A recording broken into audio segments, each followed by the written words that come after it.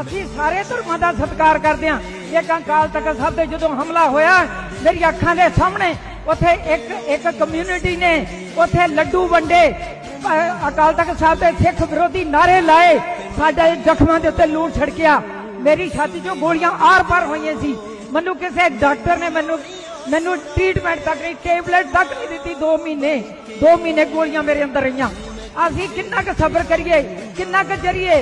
ਅਸੀਂ ਸੋਚਿਆ ਸੀ ਅਸੀਂ ਉਜੜੇ ਹਾਂ, ਸਾਡੇ ਬੱਚੇ ਵਸਣ, ਸਾਡੀ ਬਾਕੀ ਕੌਮ ਵਸੇ, ਇਹਨਾਂ ਦੇ ਸਿਰਾਂ ਤੇ ਪੱਗਾਂ ਰਹਿਣ, ਇਹਨਾਂ ਦੇ ਸਿਰਾਂ ਤੇ ਚੁੰਨੀਆਂ ਰਹਿਣ।